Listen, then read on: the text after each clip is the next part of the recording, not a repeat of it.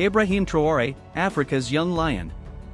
In the heart of West Africa, where the winds of change blow across sun-scorched plains and conflict-scarred cities, a new voice has risen, young, defiant, and unapologetically African.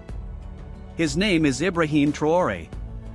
Born in 1988 and now the youngest president in the world, he has shaken the foundations of post-colonial politics, challenging old systems, foreign powers, and even the idea of democracy itself.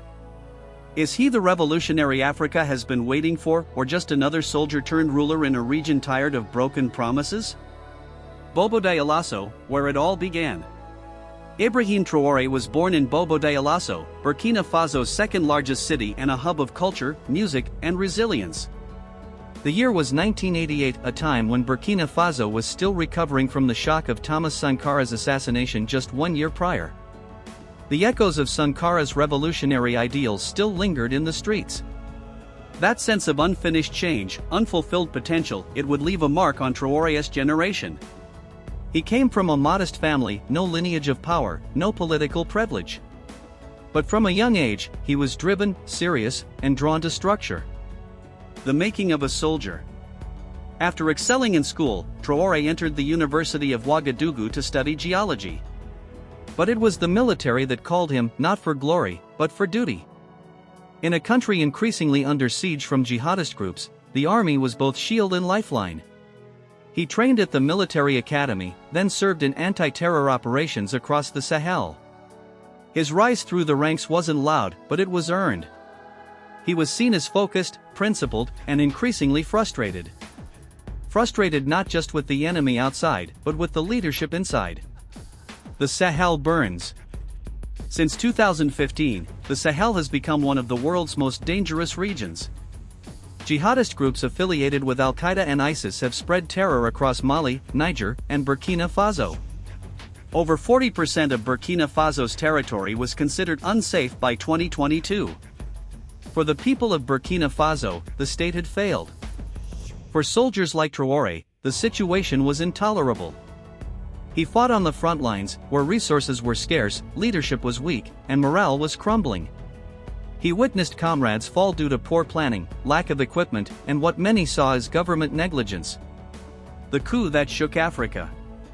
On September 30, 2022, Captain Ibrahim Traoré staged a coup, ousting interim President Paul-Henri Damiba. It was the second coup in less than a year, a clear sign of instability. But Traoré had a message that struck a chord. He said, if the system doesn't work for the people, it must be changed by the people. Many Burkinabés saw him as a savior. Young, bold, with no ties to corruption or the elite, he represented something new. But coups are double-edged swords. They raise hope, but often end in regret. Pan-African fire, Traoré's revolutionary rhetoric. Unlike many military leaders before him, Traoré didn't just talk about security.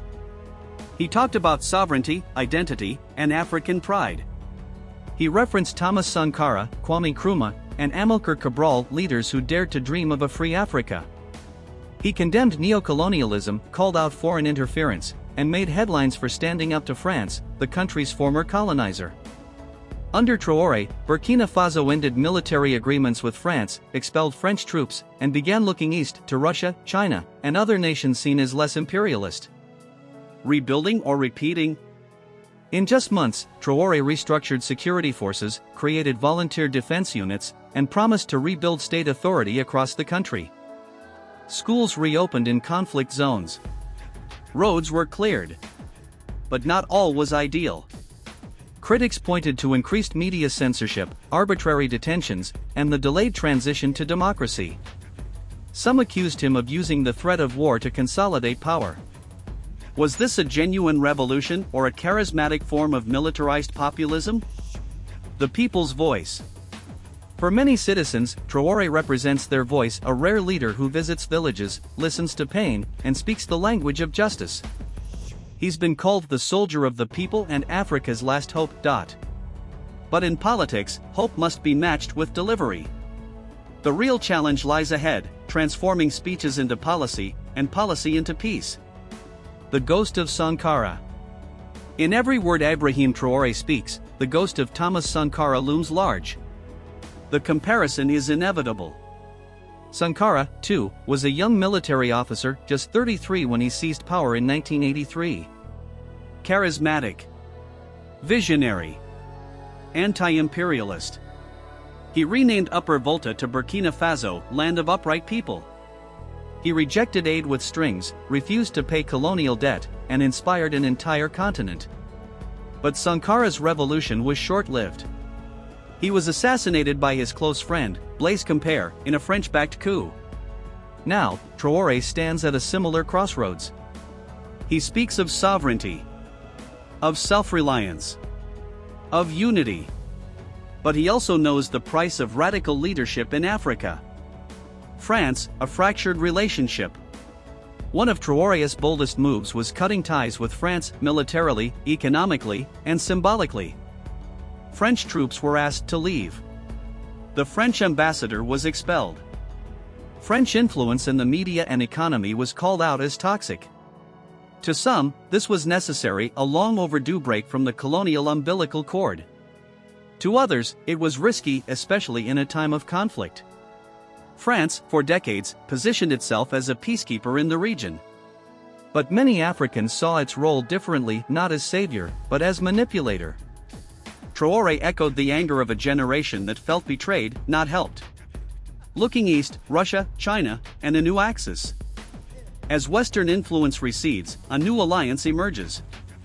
Russia has made strategic inroads into the Sahel through private military companies like Wagner, offering security without the conditions that come with Western aid.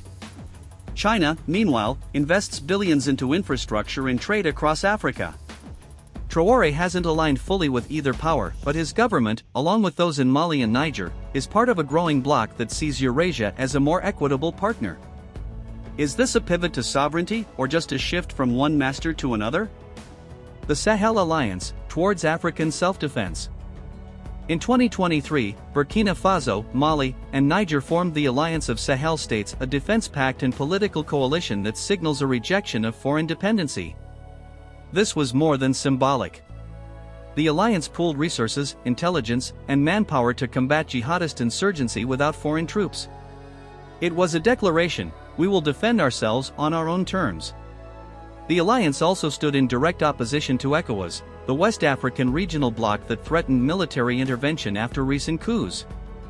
For the first time in decades, a realignment of African geopolitics was underway, led not by diplomats, but by soldiers. Inside the regime, promise and paranoia. With power comes paranoia.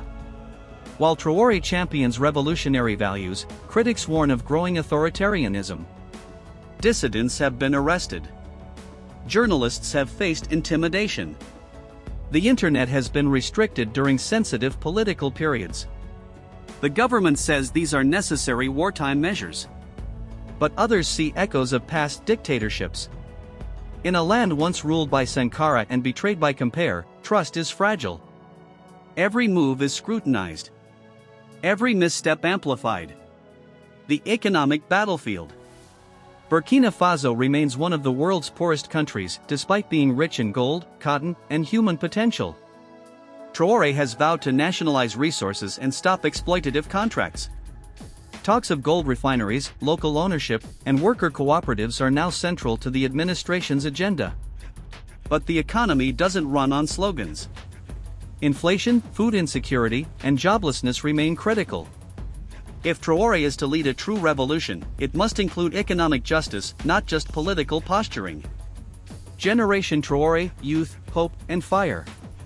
Traoré is not just a leader, he's a symbol. Especially for the youth of Africa. They see him as proof that age doesn't determine vision. That courage can shake empires. That the continent's destiny lies in its own hands. From Ouagadougou to Lagos, Kinshasa to Kigali, young Africans are watching. Some are inspired. Some are skeptical. But few are indifferent. In a continent where over 60% of the population is under 25, leaders like Traoré may shape the next century or fall to the same fate as those before them.